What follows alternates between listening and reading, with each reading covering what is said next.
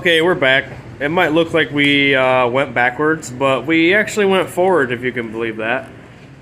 This is axle number 3 that's been in here, which is now a Dana 60 Kingpin out of a early 70s Dodge truck, I think. 78 Dodge. 78 Dodge, late 70s Dodge. I got a picture of the other axles that we took out that I'll insert here. We took the engine back out. That's sitting here because Eric just has to paint everything, so he painted all the frame rails, all the core support, or not, the floor supports, and everything. So we're gonna get ready to put floor pans in here in a little bit, probably like a half an hour. His steering is finally done. What'd you do here, Eric? Basically stock, other than this was originally a rag joint. Now a $25 Amazon special. Wouldn't normally run those, but this is only an off-road truck, so it won't be on the street. I think it'll do just fine. Oh yeah. These are all dimpled and Loctited. Make sure you do that, off-road or not. They need to be locked. They will come apart. This is an actual Borson joint. You had that just laying around somewhere, didn't you? At a swap meet about 15 years ago and finally got to use it. Well, sweet. So yeah, we're actually gonna try to get some videos of like actual work today, so hold on to your seats, boys. Better, I guess, illustration or something of how far the engine has been moved back. There's the original spot where the engine mounts were welded to the frame. You can see it used to be welded approximately here. And now they're back there. It's about, what do you say, 9.5 inches? 9.5 inches. Which is part of the reason I ran this joint instead of the rag. I can insert a picture later. The rag joint actually touches the power steering box. Yeah. Because it's so far back. I think we had that in the last video.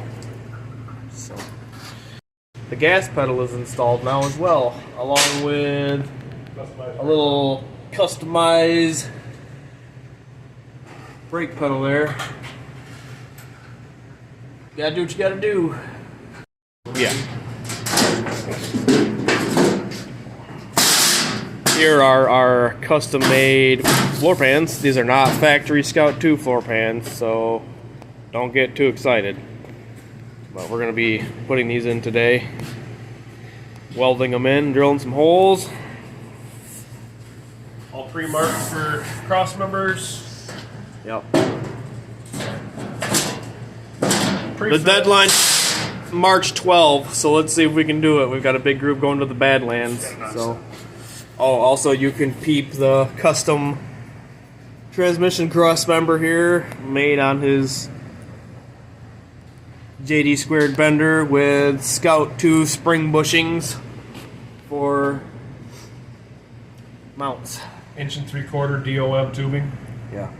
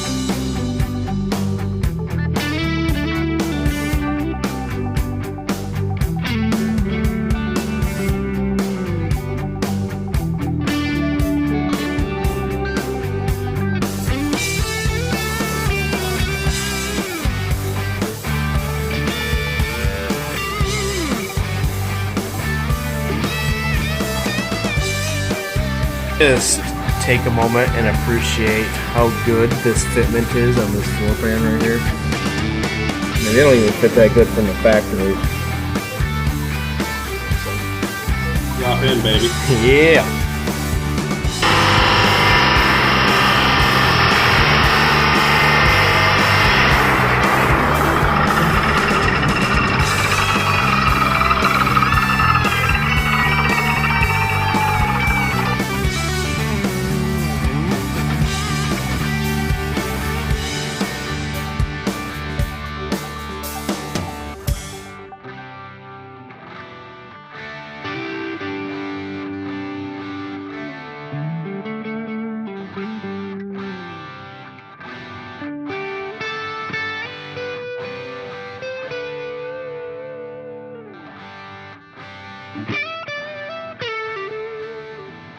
dash.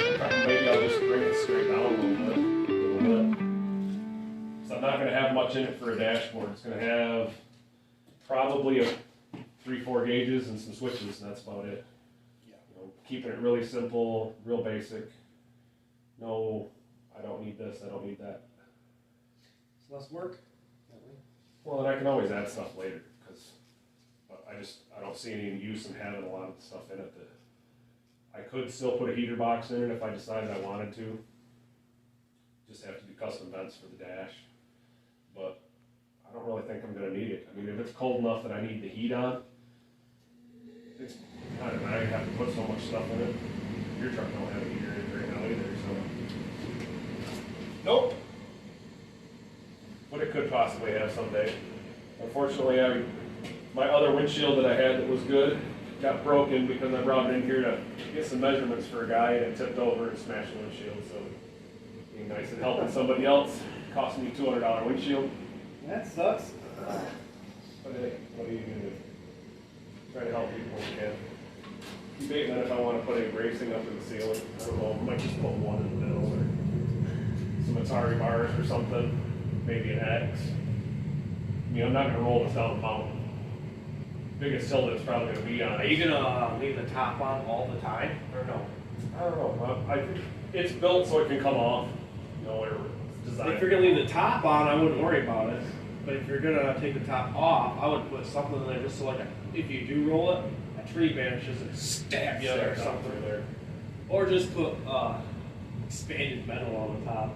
That would be That'll rattle. like drive around in a cage. That'd be. I want to be able to get out of it someday, maybe. Yeah. You put all this cage work in there, and then all of a sudden You you're can't get stuck in it. You only have one option to get in and out. Even my fat body can fit through all these little holes here right now if I need If to. it needs to, if there's a fire, I can get out of there if I gotta. This one's going to be welded in. So this will slide all the way back to there. It's got to be trimmed up and stuff. Okay.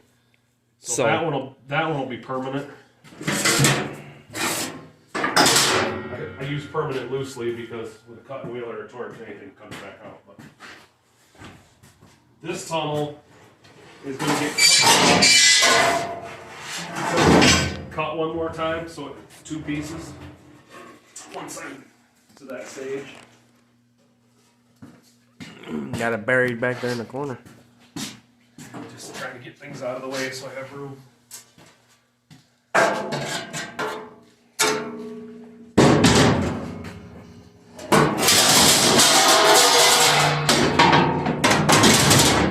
Camera guy's a lot of help. Not really. So that goes pretty close to that area.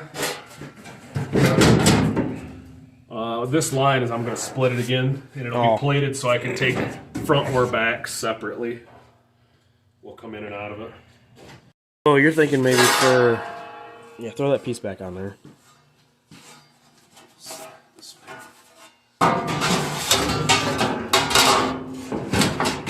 This isn't fit all the way yet either.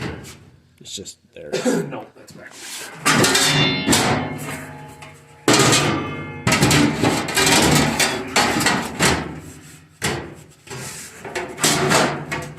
Definitely Like I fits said, better stuff's that not- way. It's not fit this one yet, but So what if you took a bar and ran it off of here and just like brought it out however far your seat goes and turn... Well, he'd have to go over top.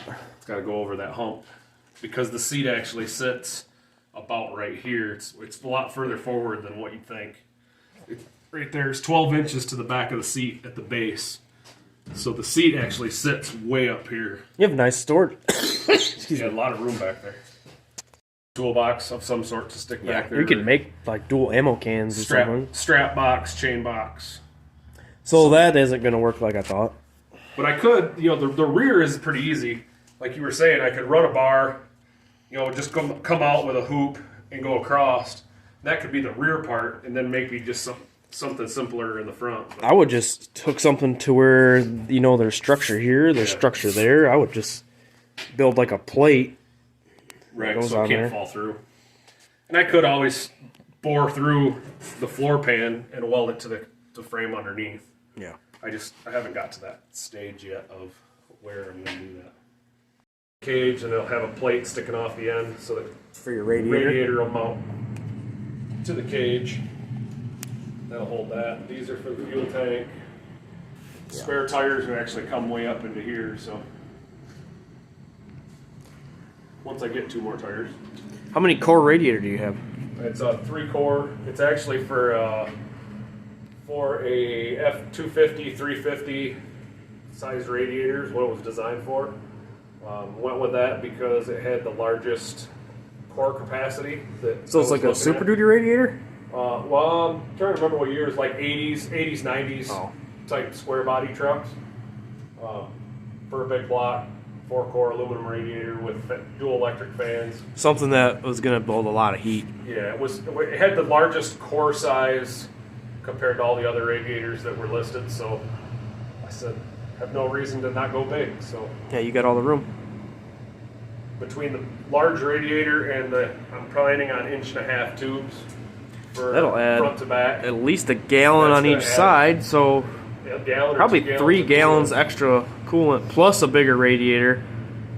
So you're going to probably have 5 thing's gallons not- extra capacity. You know, everybody says, well, you're not going to get any airflow. Well, this thing's not made to go down the highway anyways. It's going to be driving 15, 20 miles an hour, Yeah. 30 mile an hour down a trail at the most. Which your main... And this is all wide open back here. I mean, it's going to have fiberglass quarter, but it's not going to be like up to here closed in. It's open underneath, it's open on top. And with the dual fans, it's going to pull air. Yeah, and you'll build a good shroud on it, so it'll be pretty good.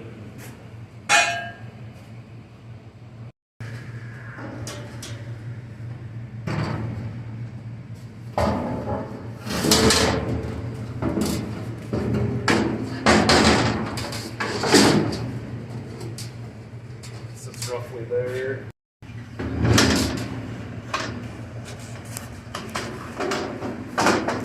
Oh, it even comes with a shroud already. Yeah, it's got all that in it. This is gonna set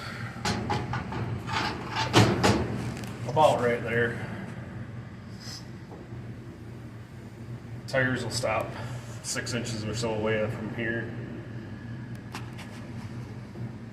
That tube will come down inside of here somewhere. Hook to that with a tab mount. and go right to these factory mounts.